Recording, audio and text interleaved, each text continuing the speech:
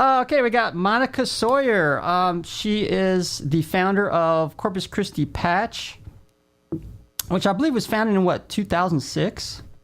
Yes, that's right. And actually, I meant to record this. There we go. Almost forgot. And okay, let me see. Well,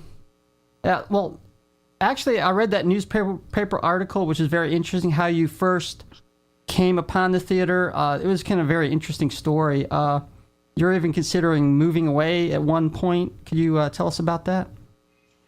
Well, yeah, my husband and I both came from the mountains, and so we were interested in possibly moving back there. And right before we got married, we had a lot of discussions about whether we wanted to stay in Corpus Christi or not. And I grabbed my bike and just had some time and my camera, and I was riding around downtown taking a lot of pictures of everything, just, really kind of just exploring for the day, and came across the Ritz Theater. And I hadn't ever paid attention to it before that day. And on one of the side doors was actually open by mistake.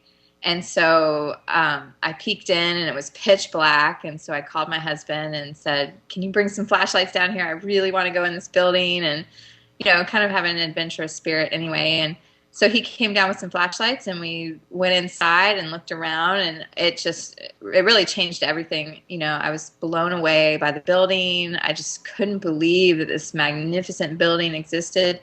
And really, it just sparked my interest immediately. And so I started doing some research about it and found out that the then owner of the theater had said anybody that could restore it, he was willing to give it to that group. And then the clincher was I was playing disc golf with a friend of mine, and asked her if she knew anybody that knew anything about theaters. And she said, "Well, my dad's been restoring theaters his whole life." And so that was amazing connection. And we sat down with him and kind of told him, he was really familiar with the theater, Dr. Clifford Edge. He is a retired minister and has a PhD in education, and his passions are theater restoration and economic development. So it was a really great compliment, to talk to him. And he knew all about Corpus Christi. He's been here for 20 years, knew, kind of had a good feeling on what would work and what wouldn't, and sat us down and pretty much convinced us that we could make this happen. And so it's just kind of, went from there, and all these people started coming out of the woodwork that had information about the theater, and it just kind of steamrolled in front of me that, this project came together, and it was the kind of thing that I couldn't say no to. It was just happening before my eyes, and I was just really more of a catalyst, more than anything. Oh, okay. Now, I know some of you guys don't know what the Ritz Theater is, which is located in Corpus Christi, Texas. It was originally built in 1929 as a movie theater, vaudeville house, and other music acts. I did some remote filming for this, just for this show, so we're going to show you that right now, and which is about 4 minutes long, and we'll come back and talk some more with Monica. All right.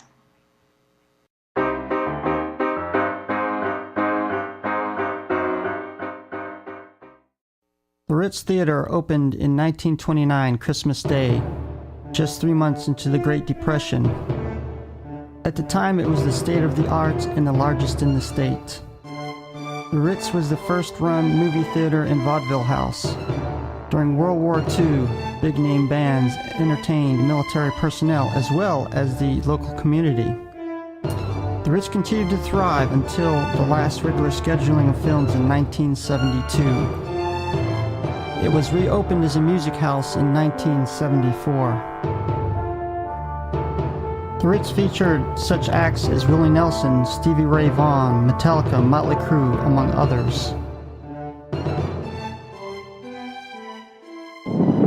Could you just tell a little bit about what CC Patch does and the get-together you're having today? CC Patch is the nonprofit that now owns the Ritz Theater, and we're kicking off our year of fundraising with an event called Remember the Ritz, and we're hoping that lots of people from the community will come down and tell us their story about shows that they saw here, movies, first dates, anything, any kind of experience they've had. And if they haven't had an experience here, to come and tell us why they would like to see the Ritz restored.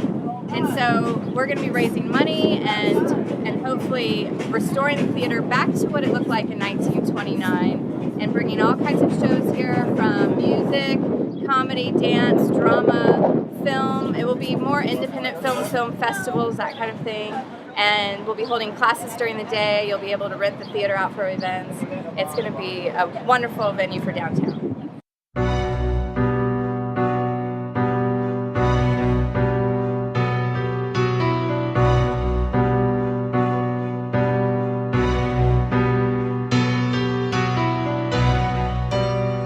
The Ritz Theater has been closed for 17 years. It's been slowly deteriorating. The theater is now in the hands of the nonprofit organization Patch, which is trying to restore the theater to its former glory.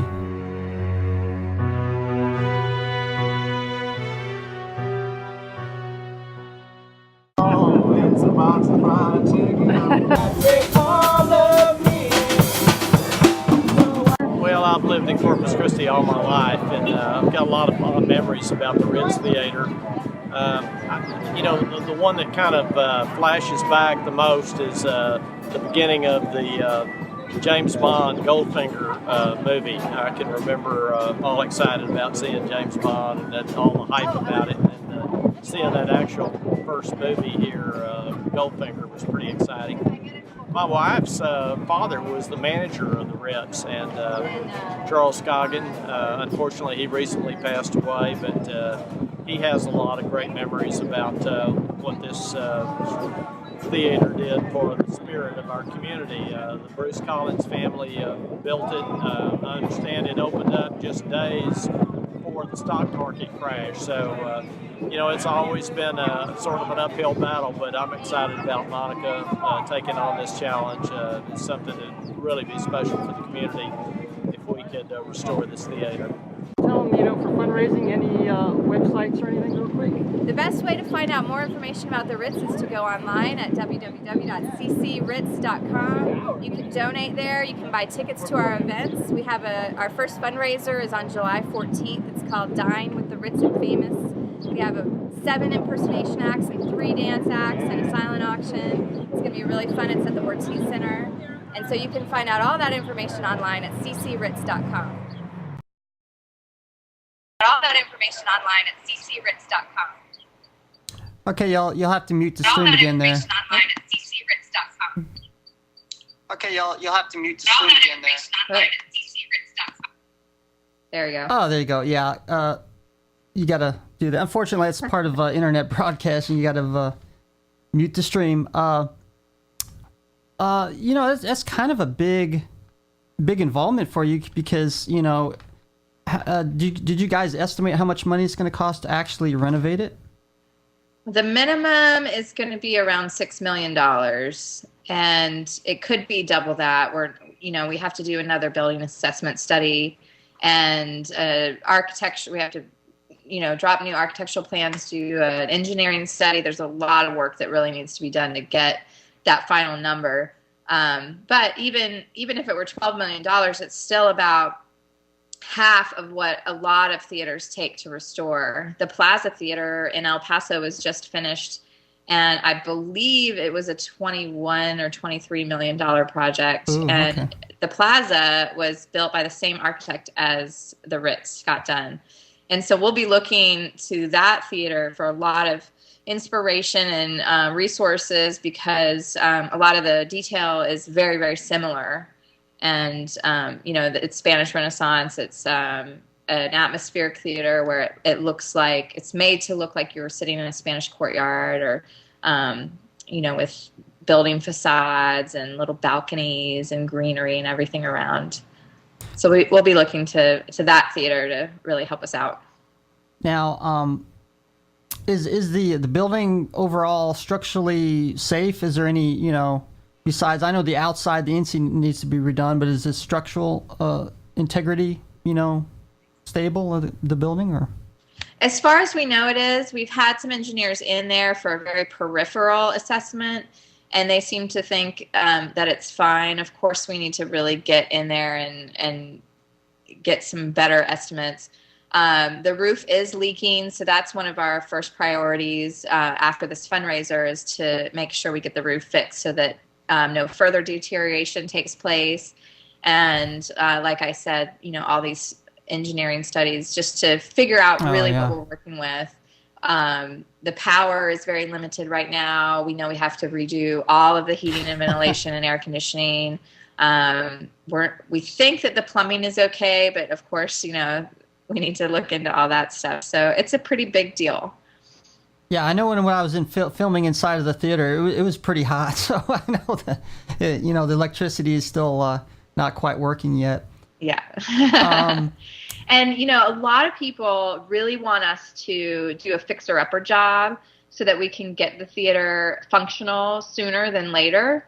Oh. And, we have spent years talking to all of these other theaters around the country that have undergone major historic restorations.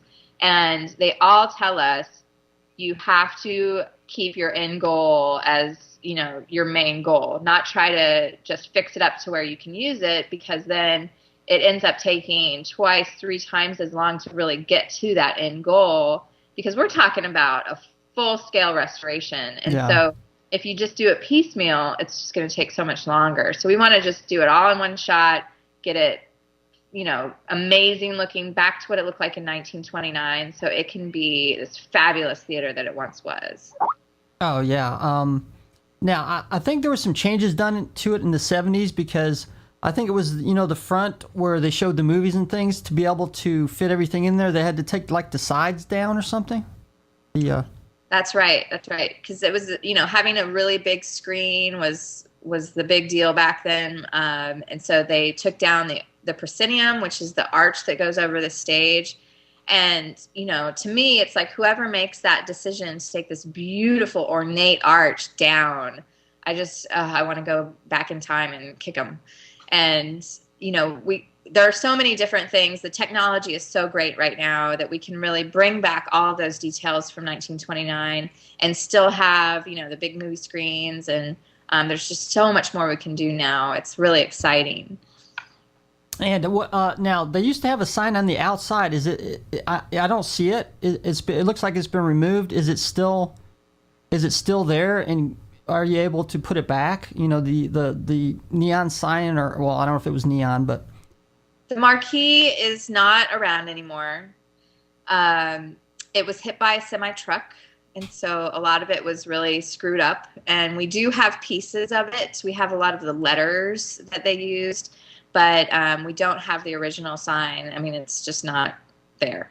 But it was the second or even third sign that has been attached to the Ritz. Oh. So we want to take it back, of course, to what it looked like in 1929. So we'll be recreating the old marquee and the whole front, the facade of the theater. You can go online to ccritz.com and to our blog, too. There's a lot of old pictures, and you can see that, like, the ticket booth used to be very, very ornate, beautiful ticket booth. We'll be recreating that. So it's going to be quite spectacular once we're finished. Yeah. Somebody put in the chat room, hit by a semi. Yeah, wow. Yeah, that's too bad, because, the original, like I said, where the screen was, they took that down. I knew it was very ornate, so that's going to be hard to replace. The sign, I figure can be replaced, can be redone. Now, also, you guys are doing a documentary film, and I seen them when I was in there filming myself. It's like, oh, cool. There's more people. There's like 3 or 4 camera people in there, taking pictures and stuff. So I guess are they going to film throughout the whole restoration period, right, till the final finished? Absolutely. The event that we had was kind of a kickoff of our documentary. And so we were really trying to get a lot of stories. We got some great stories. Actually, one lady who's a grandmother, she used to perform on stage as a dancer and brought pictures of her and her costumes, from her performances at the Ritz. And her granddaughter is actually performing at our Dine with the Ritz and Famous event next week. So, what a connection. but I just lost my train of thought. Me too, yeah. You know, we'll be doing so many different things in that theater. But the documentary will be going on, you know, the whole time. And we really hope to, you know, turn it into a show. One of the things that came out of this whole documentary process was we met a guy who told us that there actually used to be a broadcast show out of the Ritz back in the 70s. Michael Murphy, who, you know, is an old Texas artist from the 70s, he actually recorded a theme song, and they would record all of the concerts, and that was, you know, broadcast on TV. It kind of, I'm not sure what happened to it. I'm still trying to figure that out and have some calls out. But from what I hear, some of those guys that were involved in this show out of the Ritz ended up going to Austin and being a part of the Austin City Limits crew. So that's pretty exciting. And, you know, we want to capture all of that on video. And right now there's a crew with the CC 7-Day Film Festival. It's a film competition where you have 7 days to make a film. They're inside the Ritz right now doing a film. And so they're documenting their behind the scenes stuff. So that will be part of our documentary. I mean, anything that has to do with this theater, we want to include and document and put it all together into, you know, its own little show at some point. Oh yeah. Now I know that, you know, I knew you had, I thought it was like a photo picture booth, but it was actually a video booth where I guess people could go in there that been in the Ritz, you know, maybe even, you know, the 20s or the 50s or 60s, and put down their, I guess, thoughts inside the video booth, and then you know, maybe put that in the documentary. Because I mentioned, actually, I seen the lady, some of the older women, you know, tell their stories of the old theater. Yeah, that was a special treat. Image Cinema, they usually have this photo booth, and we talked to them about doing our being a part of our documentary, and they said, well, we could turn the photo booth into a video booth. So they were actually capturing 30-second clips of people's stories, and they're going to be at our event next week too at Dine with the Ritz and Famous. And it's just, you know, it was a fun, different way to get people to tell their stories. We did find, though, that people get intimidated getting on video, you know, speaking. They don't know what to say. And so we got to figure out how to pull it out of people. But the stories are just amazing. Little spy camera in the shape of a butt, and they'll never know. No, that'd be illegal, I guess. Actually, talking about this, there is something coming up next week, the 14th of July, which is Ritz. Dine with the Ritz and Famous, which actually sounds kind of exciting. And I actually got a little clip of the thing right there. Hopefully we still got video coming in, or audio. Yeah, we got it. There it is right there in the video monitor right there. Can you tell us about that? It's a huge night of entertainment. I'm so excited about this event. I just can't stand it. We have 7 impersonation acts, Billie Holiday, Judy Garland, Joan Crawford, Marilyn Monroe, Diana Ross, Reba McEntire, and Cher. And these are from professional impersonators that travel around the country and do this. Actually, Cody Collins, who does Reba, she was a stand-in for Reba during a pyrotechnics concert type of thing. And so, you know, these entertainers are legit. And then we have 3 dance performances. We have a ballroom dance team that's doing a Fred and Ginger type of thing. We have 10 girls that are doing like a big band number. And then we have the ballet girl who was her grandmother that showed up at the Remember the Ritz, Holly Schmidt. So she's going to be performing a ballet number as well. And then we have a silent auction. Our silent auction has really shaped up to be a fantastic one. Eva Longoria donated to it. DreamWorks Studios has donated to it. Wow. We have 6 giant Marilyn Monroe paintings, original, that are fabulous, that you can bid on, and tons of other stuff. And the whole night is old Hollywood themed. So we're going to have red carpet. Everybody's going to be, you know, dressed to the nines. And we have vintage paparazzi that will greet you, like creating this whole old Hollywood scene. So it's going to be really fun. Oh, with the old flash, you remember the little flash bulbs, and they got to, you know, put a new one in? Yeah. The old press ones. Right. Okay, yeah, I think it's going to be an exciting event. And, you know, I was even thinking of going, but I'm like, oh, damn, I don't have anything fancy to wear. I'd probably have to look in my closet and take something out for that. Okay, before we let you go, I appreciate for you coming on here, and we got to show this premiere of my video documentary, short, very short. And, of course, having you on here. Anything you want to say before you go? Your website or anything? Well, ccritz.com is our website. You can find out tons of information there. And really, you know, I just want to stress that this is the people's theater. Everything about this theater is happening because of the community coming out, telling me their stories, taking an interest in the theater, volunteering. We've had, you know, every event that we've had is really because of individuals coming up to me and saying, I want to do this for you.